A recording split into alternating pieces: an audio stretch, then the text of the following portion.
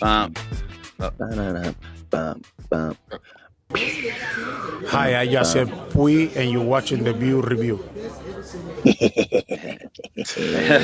Oh, that feels so amazing on this Monday morning. Oh, a celebratory World Championship bendy on a Monday morning. Yeah. Welcome to the Blue Review presented by LAX. I am Marcus Grant with Tears of Joy, joined by Greg Bergman, Parker Bell, and Jeff Spiegel. Fellas, they did it. They did it. They did it.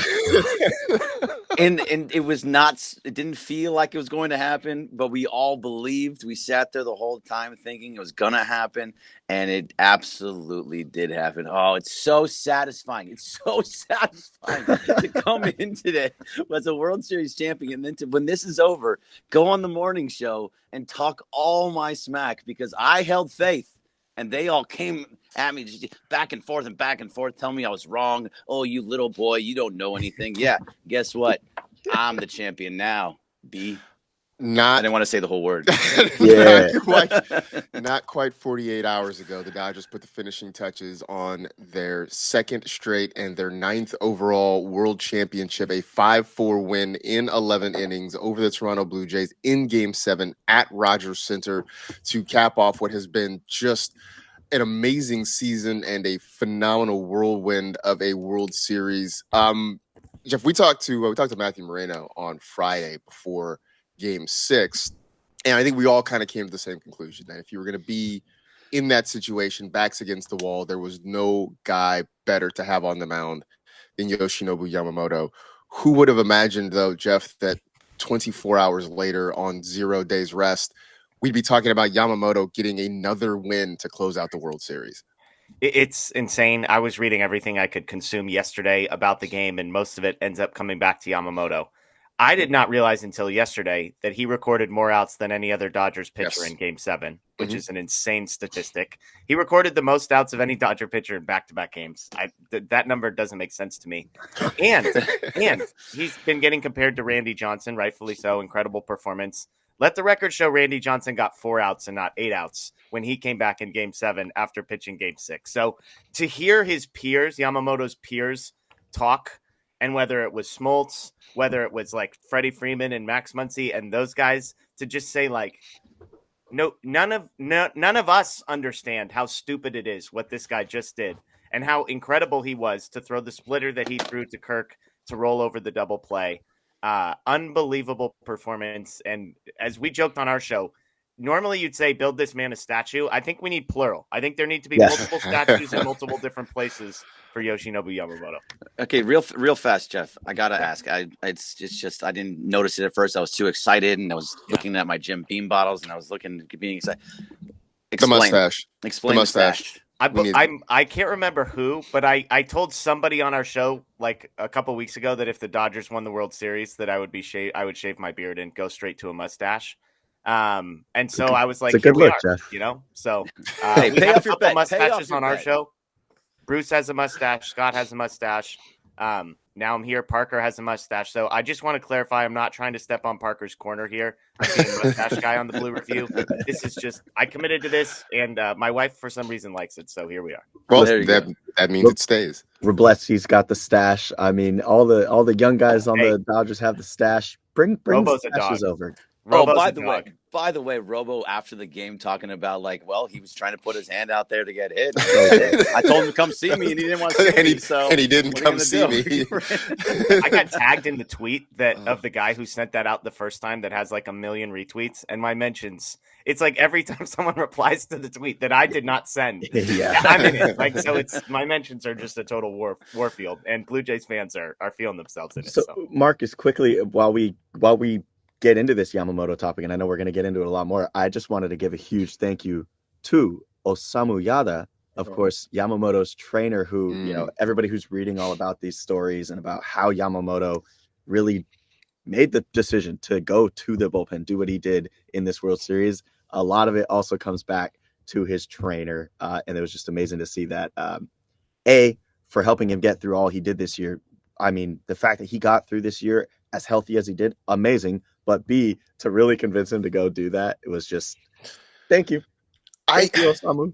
Obviously, him finishing out was amazing. I don't know if you guys saw the story. It was just in a quick tweet about what he did in game 3, where obviously he didn't come into pitch, but they had him up in the bullpen. And somebody asked Freddie Freeman about it. And, he said, Yama was up in the bullpen, just sort of playing catch. And one of the coaches came over and said, hey, can you get loose?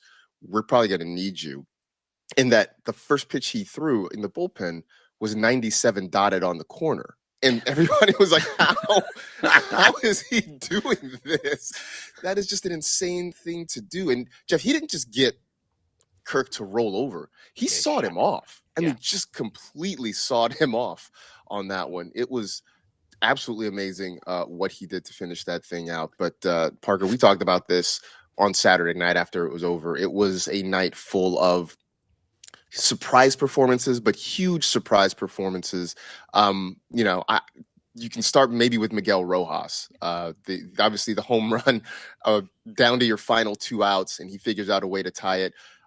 Parker, on a night where the Dodgers weren't even sure he was going to be available because of injuries and him having to come in early and get treatment. I mean, just one of those things that will sort of go down in Dodger history with what Miguel Rojas was able to do.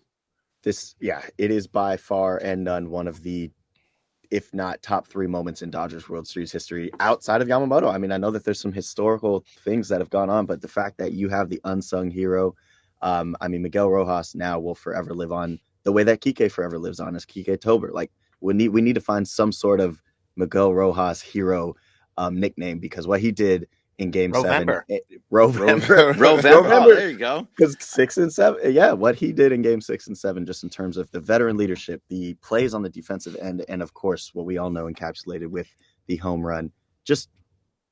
It left me speechless. I saw the joy in his eyes and the joy in his voice in post game when he was just with his boy, te amo, and when he was just nearly shedding tears, because a career well deserved. Like, that is a perfect way to kind of go full circle. Whatever the future may hold for him next year, who knows? But thank you, Miggy Rowe, from all Dodgers fans and everybody in LA. You made this celebration a lot more sweeter. Marcus, let me ask you. I mean, because somebody posed this and I had not considered it. Is it the greatest home run in Dodgers history? Because I had somebody say it's greater than Kirk Gibson, it's greater than Freddie Freeman, and it's greater even than Will Smith. Mm-hmm. And their point was, it's the only time that someone has ever hit a home run. It's 2 times in history of baseball somebody has hit a home run in the 9th to either tie or win the game in Game 7. Yeah. And Miguel Rojas was one of the 2. He's the only guy to tie it. The other guy won it, Bill Mazeroski, like a million years ago. 1960, yeah. Mm-hmm. It had not crossed my mind that this was greater than Kirk Gibson or greater than Freddie Freeman last year. And yet, I think there's a compelling case to make given the circumstances. I think it's a strong argument given the circumstances and literally given who it is, right? I mean, Kirk Gibson, you could expect the possibility of a home run. Freddie Freeman, you could obviously expect the possibility of a home run. Will Smith, is a guy you'd expect to go. Mookie Betts said it on the desk after the game was over. I mean, I remember he said, "Hey, look, no shade to Miggy Rowe, but nobody's expecting a home run from Miguel Rojas in the 9th inning." I think because of circumstances and person involved, it very well could be the greatest home run in Dodger history. It is certainly on the Mount Rushmore of greatest home runs there. Well, so in the world of Bucky effing Dent and Aaron effing Boone, it's Miguel effing Rojas, who's because that's how Blue Jays fans will feel, that dude was not supposed to be up there hitting home runs.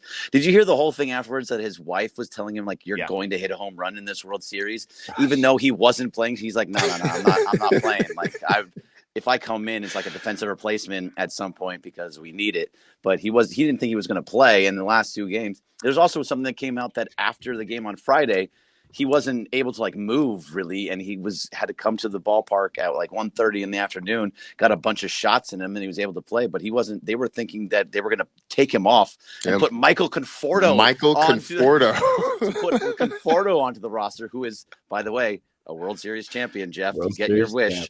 And so it's just crazy how much all those little things all come together. This was such a game of inches just overall. You had the game of inches with Isaiah Kiner-Falefa, who, by the way, is getting death threats and getting his legs broken threats from the Blue Jay fans because he didn't take a bigger lead. Which he was told not to, by the way. The Blue Jays coaches told him to stay close to third. Right. I mean, because they didn't want him to get doubled off like Barger did the night before. Barger did the night before. So all those things were all in play. It's crazy. And then can we give just real fast? And I saw Sherry in the chat asked for it. We got to give Andy Pages a little bit of love. Yes, absolutely. Andy Pages absolutely gets a little bit of love, and actually a lot of bit of love, because he saved the season by jumping over Kike Hernandez, and how bad everything was and how everybody hated what he was doing. That catch saved his postseason. Yeah. I mean, if we're being honest about it, Pages was involved in two of the bigger plays in the postseason, right? I mean, obviously you have the catch when he just straight up trucked Kike Hernandez in left center field on a ball that I don't know about you guys. As soon as I saw the shot of the outfield, I thought that's it. You know, that's the end. But also his swinging bunt that Orion Kerkering had a panic attack on and allowed the Dodgers to win in the NLDS over the Phillies. So for all these struggles that Andy Pages had, going back from September through the end of the postseason, here he was. He found himself involved in two really, really major situations. And I don't know if it's the story that Kike said he laid on the ground because he thought it was over, because he thought he was going to have the basket catch. Yeah, exactly. He thought he had the basket catch. He felt Pages crash into him, and he thought the ball had dropped. He said he was laying there. And Pages comes over and says, "Are you okay?" And Kike says, "F that. Do you have the ball?" And Pages says, "Yeah." He's like, "All right, well, let's go." You know, you look at that moment, Marcus, and it's like there's so many layers to Kike's staying down there. Like, he thought he genuinely lost the game for the Dodgers. Like, he just lost the World Series for the Dodgers, and the fact that he got to turn around and just see his boy, and that had to have been a surreal moment.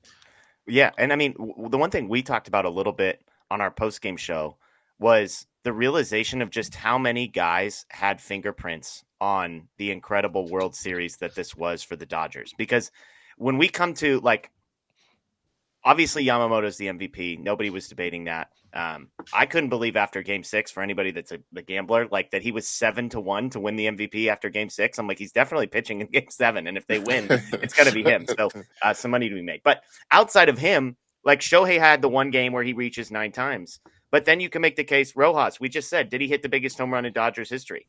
Oh, by the way, Will Smith, now officially dubbed the janitor by everybody on Will the janitor Smith. I'm in. It's done. It's done. It's the janitor. He hits the game-winning home run in the extra innings after catching the most innings in a World Series ever. You've got Pages who makes the catch, right? And you could go down the line for guys. You've got Glasnow, who pitched on back-to-back days and got the save in Game 6. You've got Blake Snell, who comes into relief for the first time since like 2019. You've got all these guys. Justin Robleski. I mean, the guy, he was like Clayton 7 shutout innings Kershaw. or something. Mm-hmm. Clayton Kershaw getting a bases-loaded ground out with 2 outs. Like, Edmund, the relay throw that he makes. Teoscar Hernandez, the home runs that he had. Like, you could go up and down the Freddie Freeman walk-off home run. Will Klein. Edgardo Enriquez had 2 shutout innings in that. Like, the number of guys that have fingerprints on this team, on this World Series, and if you expand it out to the playoffs, guys that have fingerprints on it, I think that's what makes this team so special. And yes, the Dodgers spent $1 billion, and like, who cares what the haters think about that? But like, the fact is, the guys that ended up winning this World Series and contributing were the Andy Pages, who is an international free agent, Will Klein, who anybody in the league could have had. The Dodgers traded a guy nobody's ever heard of to get Will Klein partway through this season. And so that's the part that's the coolest to me, is how many guys will be able to put their head on their pillow and say, I didn't ride somebody else's coattails to winning a World Series this year. I actually made meaningful contributions to this team. Yeah, and I think that's valid too, right? Because, Shohei had a couple of really big games, and everybody's gonna, all eyes are on him, and it was great, Mookie getting the big hit in Game 6, but it was the little I mean, we sat here and talked about Miguel Rojas, right? A guy who, a few years ago, when he first came back to the roster, it was like, well, I mean, what does he offer? What's he going to do? And he's become maybe the biggest glue guy in the clubhouse over the last couple of years. So, I mean, I'm sorry baseball is ruined, but I couldn't feel better about it when it's all said and done. Next year. Next year. So Muncie's home run in the 8th, by the way, another home run that needs to not get lost Yeah. in history. Oh, massive! So- Did you talk about Justin Dean putting his hands up? So Justin Dean Dean throwing his Justin Dean hands up. had his moment. Yeah, absolutely. By the way, side note to that too, because I saw a lot of that night after the game, a lot of people sort of crying BS or saying it's a either I've never heard that rule or it's a terrible rule. And I don't know about you guys, I learned that rule in Little League. Right. I mean, I learned that when I was like 9 years old. Like, if the ball gets stuck in the fence, throw your hands up, and the umpire calls it a dead ball. I mean, I think you can, if you want to complain, that it was bad luck for the Blue Jays, that's fine. I won't argue that there, right? Because, if that ball hops and bounces, it's probably an RBI triple with the tying run standing on third. Instead, it's second and third, and they get out of it. If you're in Chicago in the Cubs, every single Cubs fan knows that rule. It gets stuck in the ivy all the time. If you ever played in Chicago, everybody that's ever played there has seen that rule go down. This is not something new. It was absolutely a rule. So I know they're all very upset. It's only the Dodgers. They would only give the Dodgers. No, that's just the rule. That's for everybody. That's just the rule. You put your hands up, it's over. So they all called back to the same two plays. The Cespedes play where it was not even at Rogers Center, where it was stuck between not the actual lip of whatever that padding is. It was stuck on like a lower portion of it, which is totally different. You can just swipe it out. And then there was another Prince Fielder, I think, inside the park home run, which rolled into the wall, which is like a completely different story than an actual hard hit ball directly stuck. So rules are rules, Canada. And real quick, like, can we talk about how funny it is? Like, the Dodgers, they won the World Series, but things just started to happen for them in Game 6 of this series, where it was like, oh, interesting, the ball gets stuck. Like, there were just some of those moments where it felt like everything was going against us for the first 5 games of this World Series, where it's like, can we get a break? Can we get a strike call? Can we get a check swing call? Can we get something that feels like it's tilting in our favor? And then there's the little things like the ball gets stuck. Some balls die on the warning track. Other balls scrape over.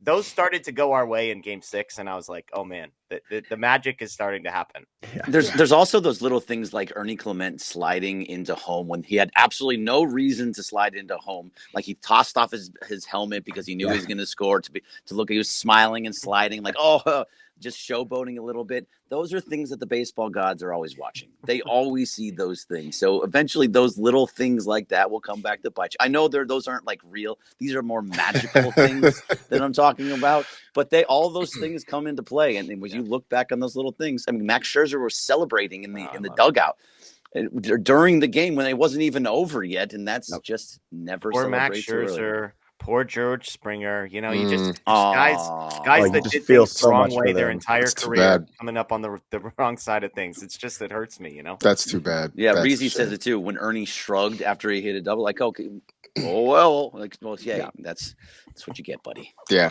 that's what you get. By the way, I just wanted to point something out. I'm wearing a Dodger jersey today, and I'm wearing my Dave Roberts jersey. It's number 30, Dave Roberts, because it's I thought it was important. Yeah, because it was. Everybody gives Dave so much hell, but he has now won 3 World Series title and been to 5. Right. That is something that is just out of control, and that's only in 9 years. 9. Yeah, I told my 9-year-old daughter. I said, "Hey, you've been around for 9 years, and 5 times the Dodgers have played in the World Series." I was like, "It took me 29 years to get to my first." So I thought Dave deserves all the credit in the world this year. He made all the right decisions over and over again. No matter what you think, putting Pius in center field at the exact right moment, playing Rojas, all of his moves, playing Justin Robleski, which I thought was a bad move at the time in the 7th inning to face Kirk.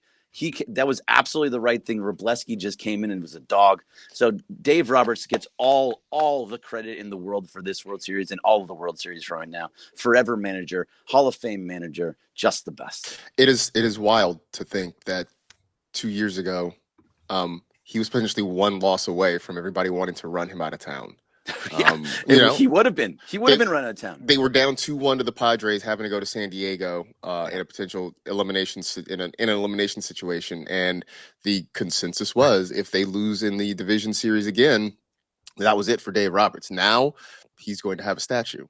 He's literally the greatest manager of all time. Like, he has a case to be made. He has the greatest winning percentage of any manager ever. He has been to 5 World Series in 9 years. He wins the division every single year. This team never underperforms on the scale of every other team that spends money like the Dodgers do. And I'm so glad you said it, Greg. Game 6 and Game 7, Dave Roberts was basically 9 for 10 in impossible moves. Mm-hmm. And he nailed, Game 6 was perfect. He literally managed Game 6 perfectly. He did not miss. And Game 7, Pages, Rojas, the way he handled the pitchers, the fact that he stuck with Yamamoto and didn't try and get cute and go to Roki Sasaki or Clayton Kershaw or somebody, everything he did was perfect. And I'm glad he was getting his flowers. 100%. 100%. He deserves it. And by the way, Carlo's in the chat right now, and he says, Don Mattingly, though. That's another Don Mattingly. Wow. Lost another one, buddy. Yeah, man. So close for Donnie baseball, but still never able to put it together. Last couple minutes before we get out of here. Parker, we asked the question on Saturday night. Which one of these is better, 2024 or 2025? We didn't have an answer then. I don't know if a couple nights of sleep have helped you come up with one. We've kind of sat on this idea here for a couple days, and I'm honestly still struggling. I think that it's going to be a big recency bias thing. I would say this World Series is, in terms of all the things that Jeff mentioned in this episode, just all the breaks that the Dodgers caught, the way that they had their backs against the wall. You just didn't necessarily feel that as much last year, despite not having starting pitching. I think that because of that, this year, to me at least, just, I don't know, it gets the heart kind of a little warmer, even though it was the Yankees. I think I settled on this year because one, everybody was gunning for them, right? They were the big bad monster, right? That everybody was coming after. And the fact that, it wasn't easy this year. It wasn't pretty. I know that, they won 93 games, right? But it wasn't an easy 93 games. I mean, guys, we watch this on a daily basis. The injuries, guys just struggling. I mean, basically they for the most part missed in free agency this year.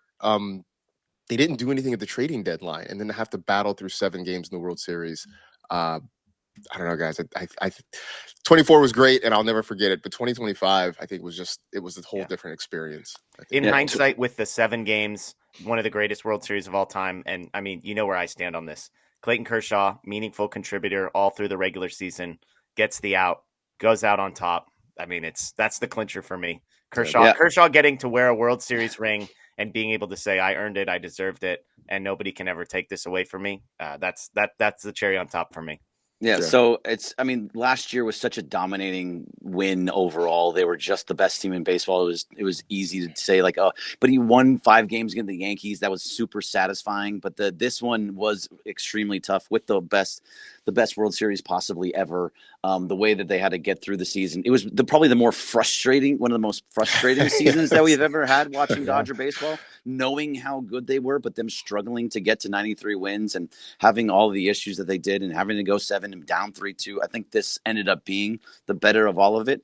But yeah, so I know we got to get out of here. I just want to say to everybody in the chat, thank you. And also, if you're on the parade, we at ESPN LA are going to be walking around the parade with Jim Beam bottles and a microphone on top. If you see us, come see us with the Jim Beam bottles, and we'll take some social media. We'll get out there and we'll hang out, and we're gonna, maybe if you're good enough, we can put you on the air as well, calling down to here. So we got a whole bunch of things. Look for us on the parade route. Look for the Jim Beam bottles. There's gonna be a microphone right on top, and we'll be talking all about it. So can't wait for it. Back-to-back champs, baby. Back-to-back champions. It's been amazing. It's been an amazing season. Before we get out of here, thank you to everybody in the chat. Thank you to LAX, who's been with us all year long. Thank you to thank you to Jeff. You showing up here in the mornings has been amazing. We certainly appreciate it. To Matthew Moreno, Anthony Witrado. The list of guests goes on and on and on.